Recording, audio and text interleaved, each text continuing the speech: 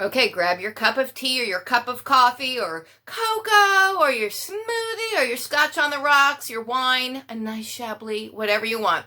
It's time to talk geriatric pregnancy. And no, I'm not pregnant.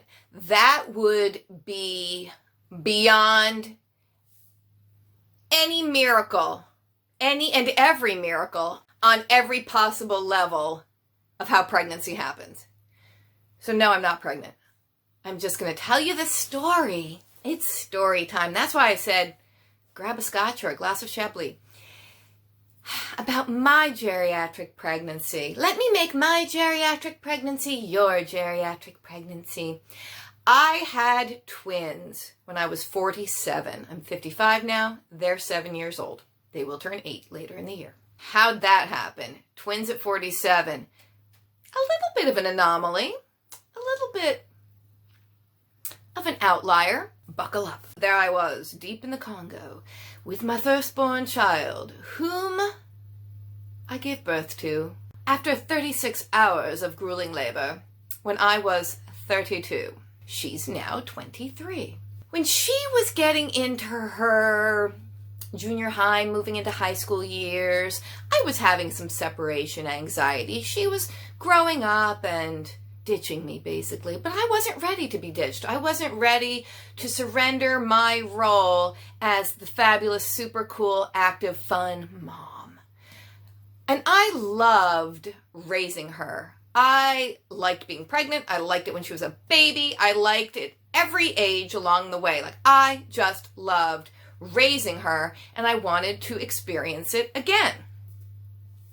Frugal Daddy also has an older daughter from a previous relationship, and he wanted to be a father again.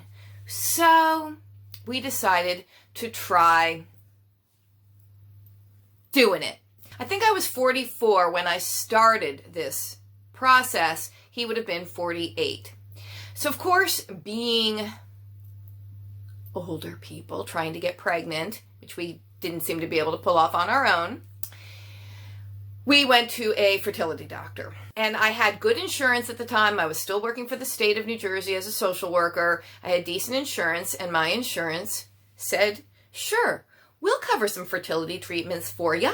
Go right ahead. So the first thing we tried was IUI, which I believe, if memory serves me correct, I believe that stands for intrauterine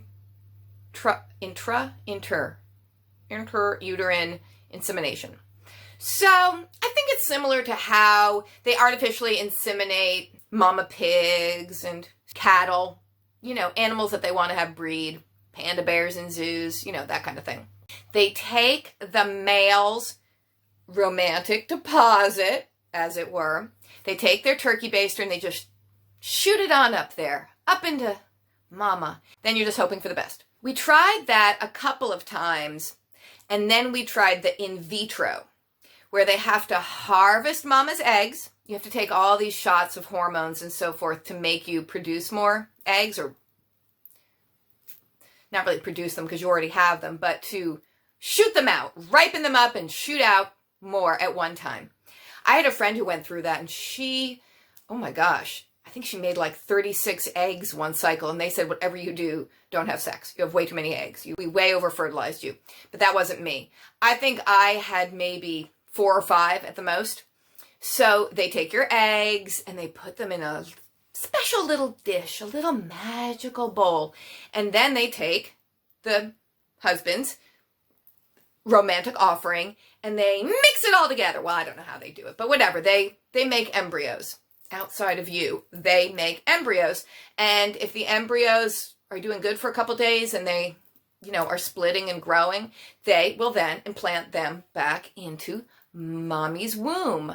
We did that. And what is so fun about it, there's so much that's so fun about all of this, getting your hopes up, and you have to give yourself shots. They don't let you leave the doctor's office when you're starting this process without showing them you know how to give yourself the shot.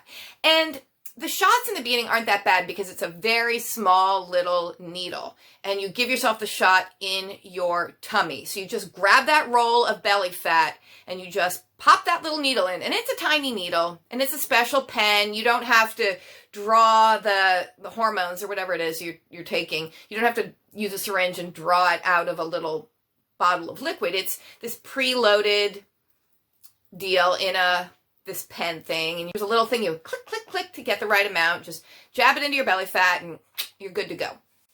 I had no problem with that. I mean, now I think if I ever become diabetic, I'm going to be okay with giving myself insulin shots. And I never thought I could, but I know I can now. So you have the hormones that are making you pop out the eggs. My older daughter reported that during that time that I was taking the hormones, it was just making me act crazy and more emotional than ever. And I don't remember it that way at all.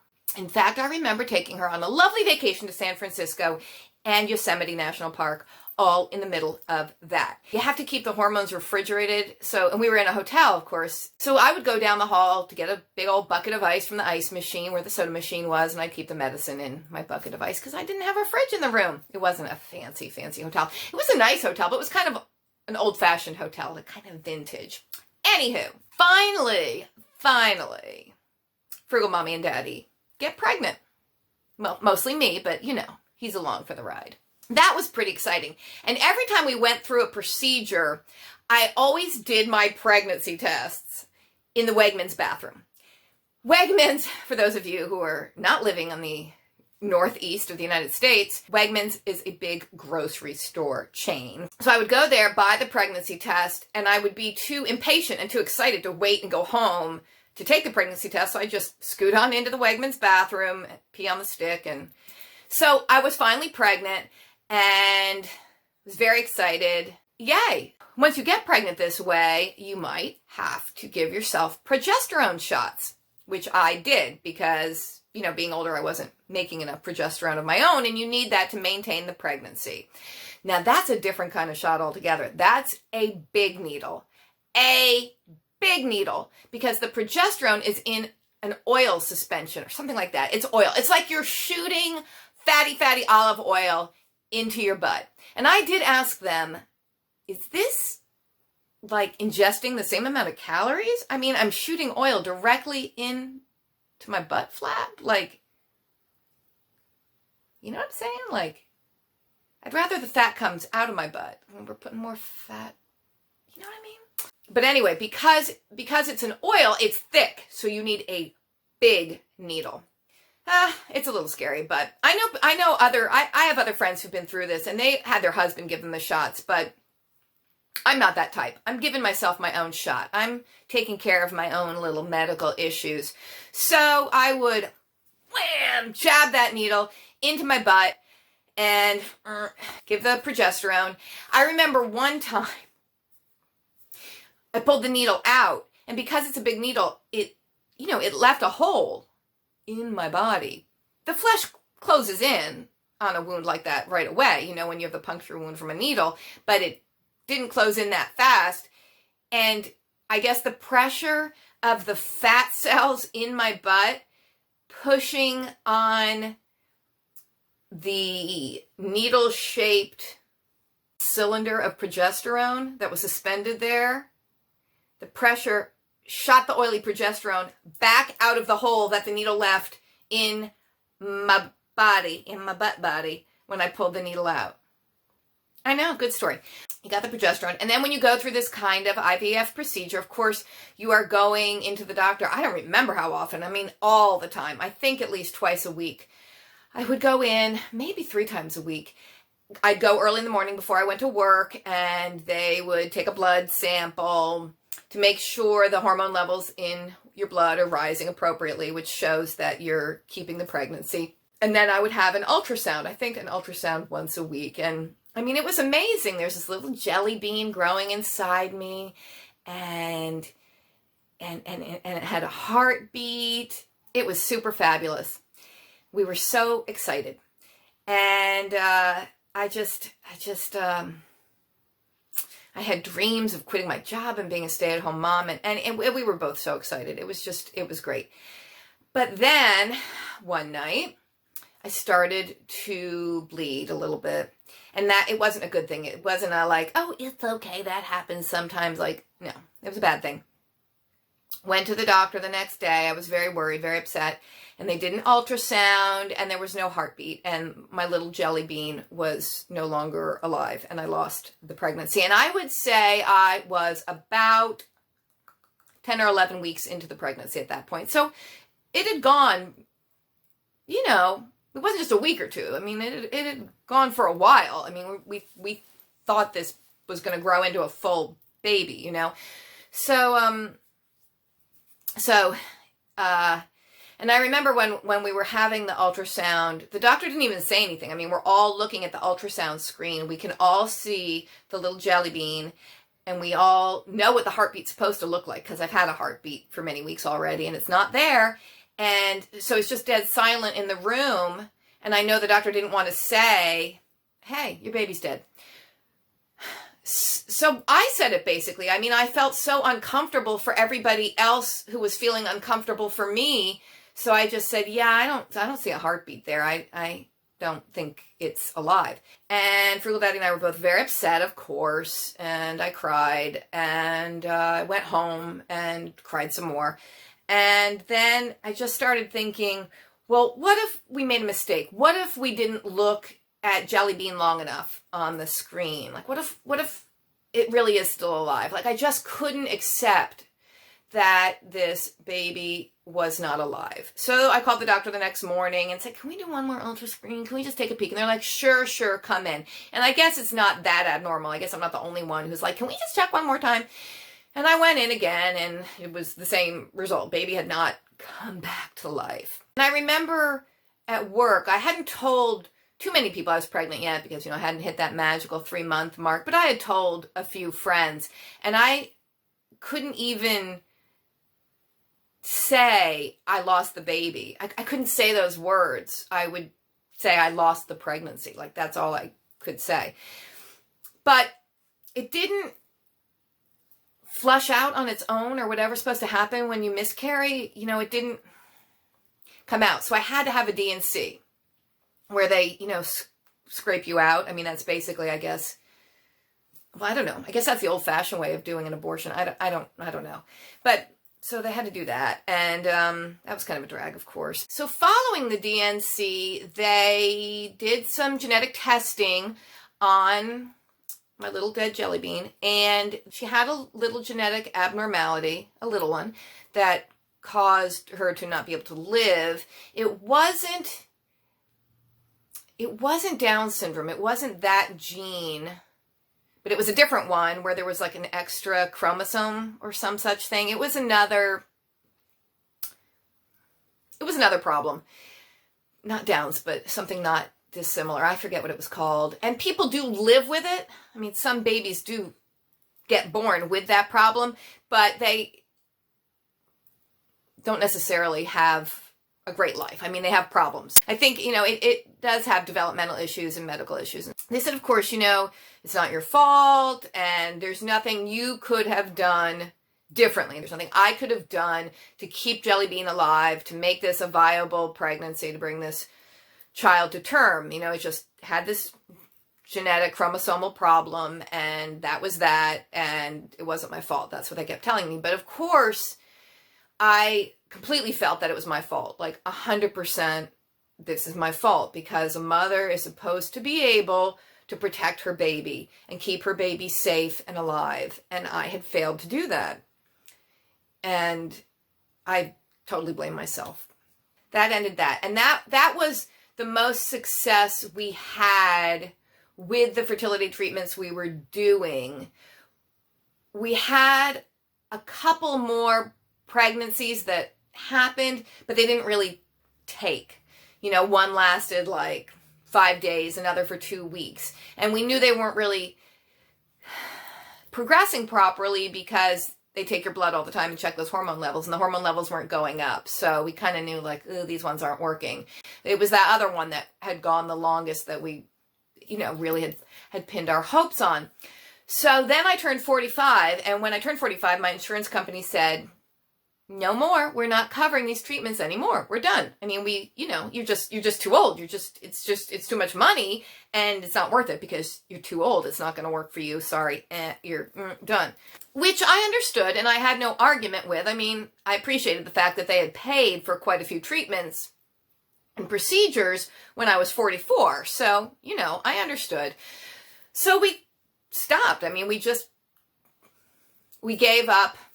We gave up hope at that point. So then a couple of years went by, and it was this time of year, actually, years ago, when I was 47. I had just been 47 for a couple of months because, of course, my birthday's in November. Yes, I'm a Scorpio. Could you tell?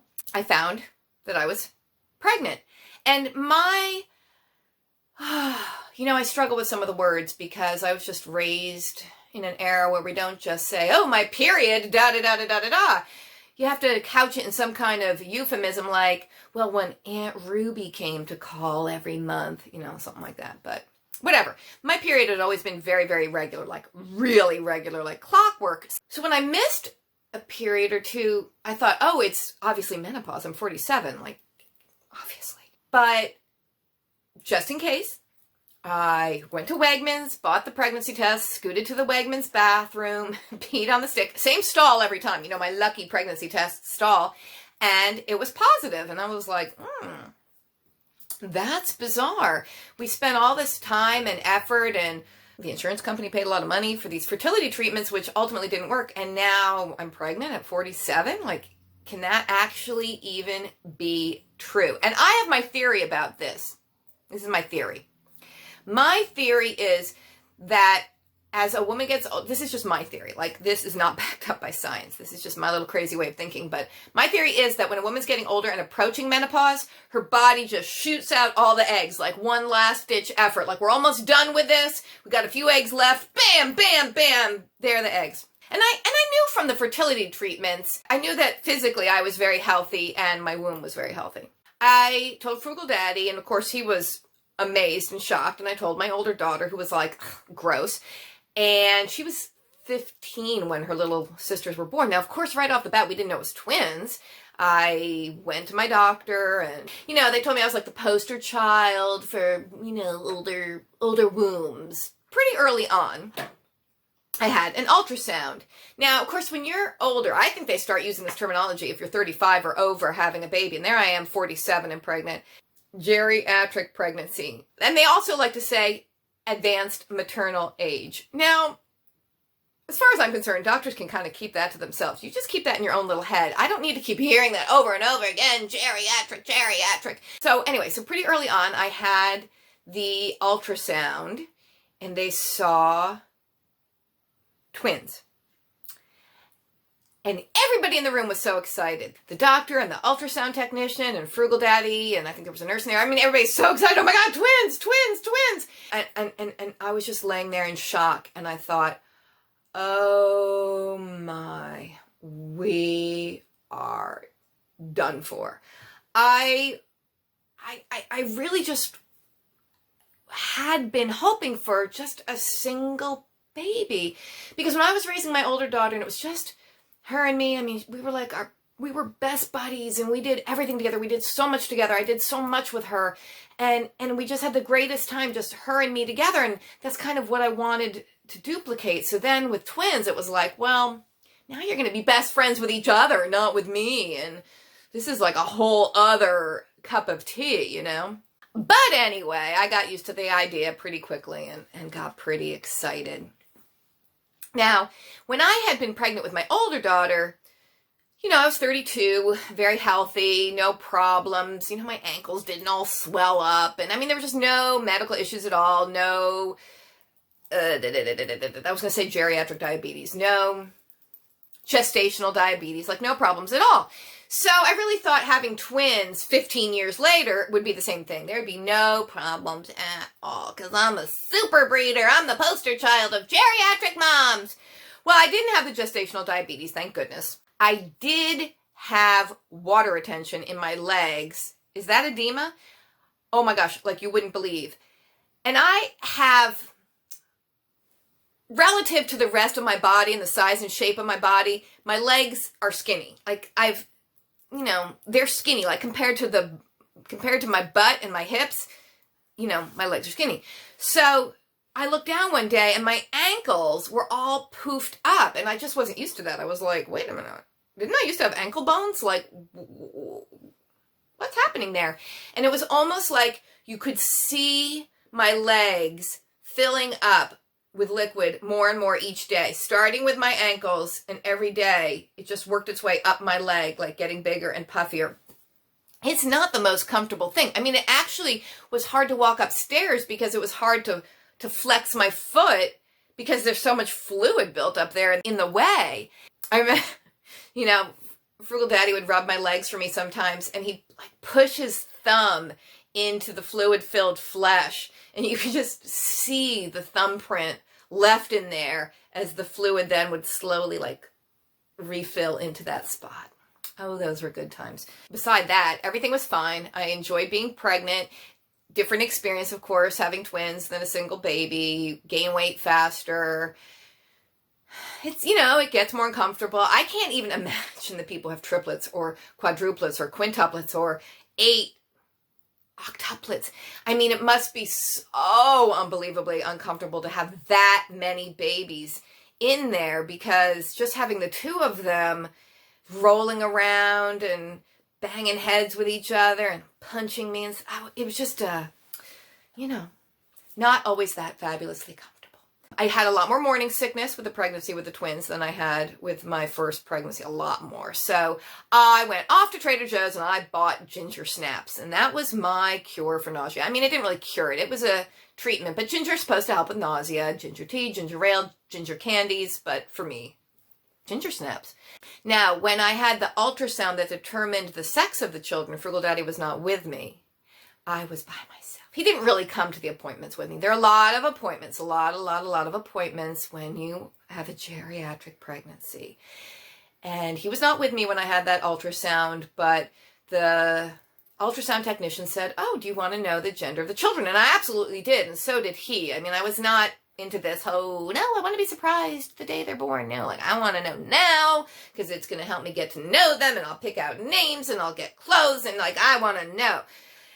So the lab technician told me they were both girls, and I was so excited because Frugal Daddy and I both wanted girls. We wanted them both to be girls. We each had the daughter from previous relationships, and we both wanted girls, which is not to say anything against baby boys. For all of you who have sons, for all of you who wanted sons, for everybody who prefers sons, for everyone who says, oh, it's so much easier to raise sons because they're so much more direct and upfront about things, and girls get so moody and so catty and so difficult.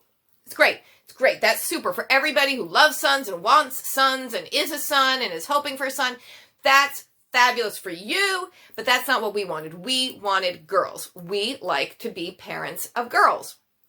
It's just who we are. If we'd had sons, we would, I am sure, still love them. I think so. But we wanted girls, so we were super, super, super excited that they were both girls. Frugal Daddy firmly believed that the soul from the jelly bean baby and the soul from the other pregnancy that lasted like 2 weeks, he firmly believes and believed that the souls from those 2 miscarried babies are the souls of the twins that we have. Like, he believes those were souls that were meant to be born to us one way or the other. I don't really believe that, but hey, that's what he believes. Early on in my pregnancy, I switched gynecologists. I went to my regular gynecologist, and it's a big practice. There are lots and lots of doctors. I met with some doctor, and right off the bat, he's saying, oh, well, we want you to have a beautiful pregnancy, and we'll schedule your C-section, and we'll do this, and blah, blah, blah, blah. And I was like, what? I don't want to schedule a C-section. I want to give birth naturally. I'm like Earth Mama, and I want to push my babies out into the world the natural way, like a mama cow or a mama pig. And he says, like, oh, we don't do that. Like, we don't do that. And, we're C-section people. We don't do that natural birthing with twins. Like, that's just too risky. We don't do that. And I was like, yeah, I'm not really into this whole gung-ho on the C-section thing. So I called my dad. Dad!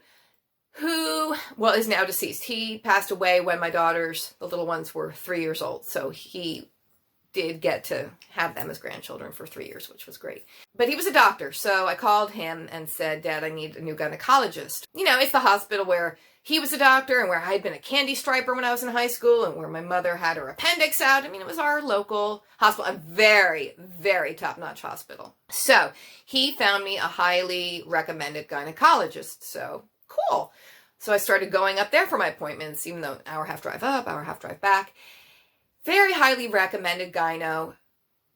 I have to say, I wasn't that impressed, to tell you the truth. First of all, I thought with all the hoopla about it being a geriatric pregnancy and twins, which makes you high risk, I felt there should have been a lot more like love and kindness and concern coming my way. And they just kind of treated me like any other patient. And, you know, I'm paying, I have insurance. Like, what's the deal? I'm so high risk. I thought I should be treated with kid gloves, but no. Now, granted, I didn't have any medical complications other than the super puffy legs. And they said, well, you can cut back on salt. Maybe you won't retain as much water. You know, what are you eating? And I was telling them what I was eating. They're like, oh, cheese. Cheese is very salty. There's a lot of sodium in cheese. Cut the cheese out. And I was like, I am not cutting the cheese out. Like, you are out of your minds. I'll just live with all this water buildup. Thank you very much. So I remember my first appointment with him. And I was wearing a PETA sweatshirt. You know, PETA, People for the Ethical Treatment of Animals. And there's a picture of a cow on it. And it says, eat no. And then it has the picture of the cow. Eat no cows.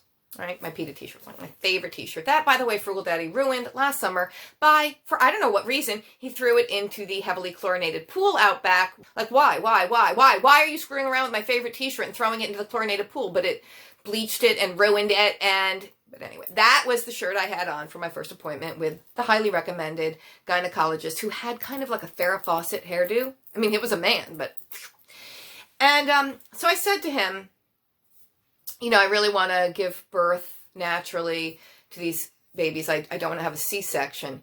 And I guess kind of looking at me and looking at the t-shirt, my Birkenstock sandals, he said something like, oh, as if I couldn't have guessed that. That was a little snarky, Dr. Farrah. Anyway, my understanding is, and correct me if I'm wrong, people, that med students aren't even taught anymore in medical school how to turn babies around inside of you. That can be the problem with the twins. They are in all different directions and the head might not be down into the birth canal, at which point you're having a breech and so forth and so on. And they don't even know how to reach. I mean, not that this sounds like fun, but, you know, they can't reach in there or press on the outside to turn the baby. They just don't know how to do that anymore. They don't even train them how to do that, which to me is very weird that we just go right to a surgical solution and go to C-sections right off the bat. But that is what I was told. But this doctor with the hair supposedly knew how to do that, was comfortable with that. Okay, everything's great. When the time was coming near, I did have one baby whose head was down where it was supposed to be, but the other baby was, I guess, transverse. I mean, just kind of laying sideways. I don't know what made me think I was going to carry these babies for the full 40-week term, but I just thought, poster child, I'm going to do it. I'm going to carry them full term. So there it was. It was a Friday morning in September. There I was, getting out of bed. Now, Frugal Daddy at that time was not retired. He was working for a big pharmaceutical company where he made vaccines, and he had to leave very early in the morning for work. So he's already gone to work. I get up to get ready for work on this Friday morning. Beautiful day in September. It's supposed to be my last day of work before maternity leave. I was supposed to have 5 weeks of maternity leave leading up to the actual birth, and then my maternity leave once the babies were there. And I was pretty excited to have this time at the end of the pregnancy to not be at work, to be able to nest and clean the house and make casseroles and freeze them and finish knitting baby blankets, and just like it was going to be amazing and great. Did I mention it was a Friday in September? It was. I get up, take 2 steps out of bed to go to the shower, and my water broke. Now, with my first pregnancy, I didn't experience that. My water broke, I think, while I was laying on the hospital bed, and it was after I'd had an epidural. So, like, I wasn't even aware. I was like, oh, the sheet's all wet? Sorry, I did not know. So I hadn't experienced that before. I'd seen it in the movies and stuff where this water just, like, gushes. So I got up and my water broke. My first thought, of course, since I have no bladder control left, is, oh, have I just peed myself? Like, what is going on? And then I thought, oh my God, no, it's just like in the movies. I think my water just broke. And, oh my God, that means I'm having the babies today. It's supposed to be my last day of work. Okay. I went and got my cell phone to call Frugal Daddy to say, Lovey Poo, you need to come home and take me to the hospital, which is an hour and a half away, you know, up near where I grew up. Come home from work, which is like an hour drive, take me to the hospital. My water broke, right? So I get on my phone, calling Frugal Daddy, and I hear, ring, ring, in another part of the house. The one day in his entire adult life that he forgot to take his cell phone to work with him, it was that day. I'm hearing his cell phone ring in another part of the house. He's not there. He's way far away at work. His cell phone's here. I'm like, oh my God. But that's okay. So, you know, it's a computer age. Information is out there. I get on the computer. I look up the name of his company and their general switchboard number, and I call, and I explain the whole situation to the switchboard lady. I'm like, Frugal Daddy, making vaccines. He's probably in the sterile core, and I'm not due yet, but these babies are coming, and I need to get in touch with them. We need to get followed. So, like, fine, no problem. We can handle it. They send a security guy to find him, to tell him, the babies are coming. You got to go home. Well, remember, this is about 5 weeks early. They were born at 34 and a half weeks. He doesn't believe it. The security guard comes to tell him, your babies are coming. You got to go home. You got to drive your wife to the hospital. He doesn't believe it. He thought it was a prank that other people put him up to. And he's like, no way. Oh, no way. I don't believe that. Oh, you can't fool me. And they're like, sir, that's not a joke. Like, she called. You got to go. So finally he believed it and came home, got me. Up to the hospital we go. So we're at the hospital by, I'd say, 10:30, 11 in the morning. And we were pre-registered, I think. I'm pretty sure I was pre-registered. And, of course, we called ahead of time to say, okay, we're on our way. Now, it's a Friday, right? It's a regular work day. It's the morning. But where's my doctor? Oh, I don't know. He's off on vacation or something. So my doctor, who was chosen specifically because, oh, he's this great, highly recommended doctor who's okay with twins being born without C-section. Like, he can handle it. Oh, he's nowhere to be found. He's off. I don't know what he's doing. Getting his hair blown out. Who knows? He is not there for this at all.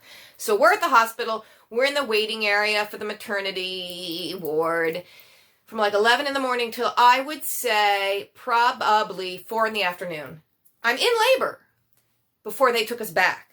Just sitting there like, I'm having contractions. Now, I think because I didn't complain about it and I wasn't screaming and calling attention to myself, I don't think they realized how in labor I was. But I was. So eventually they took us back and we're kind of, you know, waiting around and whatever. And people are checking dilation every now and then and so forth and so on. So this doctor who's on call, not my doctor, not Dr. Hare, comes and says, okay, I'm the doctor on duty and we're going to do a C-section. I was like, oh, well, there you go. Because he is not one to be turning babies around. He said, you know, the first one I can deliver regularly because her head is down, but the other one's sideways and I'd have to do a C-section for her anyway. So just C-section both of them. So I was like, okay, well, there goes my beautiful natural earth mama delivery, which is fine. You know, it's fine. It's all good.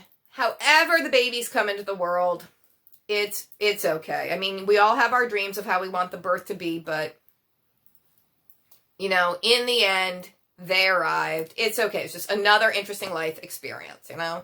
And it's a weird life experience. It was to me anyway. I mean, I'm sure a lot of you had C-sections, but it's very surreal because, okay, you go into the operating theater and it's cold. I mean, it was cold in there, which I didn't like. I wasn't too comfortable. Then they gave me the epidural. So, of course, you're awake, but you can't feel anything. You're just totally numb from wherever it is they give you the epidural. From there, that area in your spine down. You can't feel anything.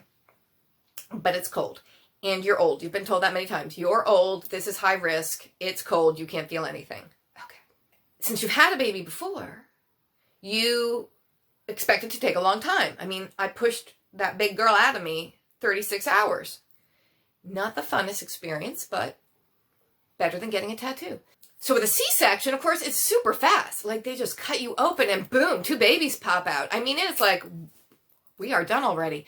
So basically, yeah, there you go. They have the little screen set up, right? So you can't see your belly being cut open, but you're awake for this. And you're just kind of laying there, cold. And I kept thinking, I know this is all about the babies, and they're really focused on the babies, and they're getting the babies out, but I'm old, and I'm going to die. Like, I'm going to have a heart attack or a stroke, because nobody's paying any attention to me whatsoever. I'm going to be dead here, and nobody's going to even notice. I'm just going to be dead. It's cold. I'm dying. I'm cut open. I'm dead. I'm dead. Which obviously didn't happen, because here I am telling the story, and I'm not a ghost. But it's just very weird. So anyway, both babies come out. When people ask me who's older, I say nobody's older. They're twins. They were born at the exact same moment, which, you know, one of them did pop out slightly a moment sooner. But to me, that whole who's older thing, that's ridiculous. I'm not getting into that. They're twins. They were conceived at the same time. They were born at the same moment. Nobody's older. Boom. Nobody gets to inherit the crown over the other one, you know. So they both come out, boom, boom, and they're just cute as little buttons. And, you know, they clean them up. They wipe off all the goo and stuff. And I got to see them very, very briefly. Little kiss, little on the chicken fat covered baby face. And then they whisk them off to do all the whatever things they do to them. Like, you know, suction out their noses and give them the vitamin K shot and what. I don't know what they're doing. And then they're still like working on me like, well, we'll deliver the placenta. How about we do that? Yes, that'll be fun. And then we'll sew you up and so forth. So all done, boom, very quick. And up I am, up to the wherever. Then I'm sent up to my room, sent up to my hospital room, of course. I would say, I must have slept for a little while. I mean, I really don't remember it. I don't remember that evening at all. I must have been very out of it. But eventually they said, okay, you want to go see your babies? Because, of course, being the little preemies they were, and they weren't tiny little preemies. I just mean, you know, they were 4.5 weeks early. And they were fine. They were good. I mean, the lungs were developed fine. I mean, they were fine. But they're up in the NICU because that's where they put them. So they're saying, okay, you want to go see the babies? Put me in a wheelchair.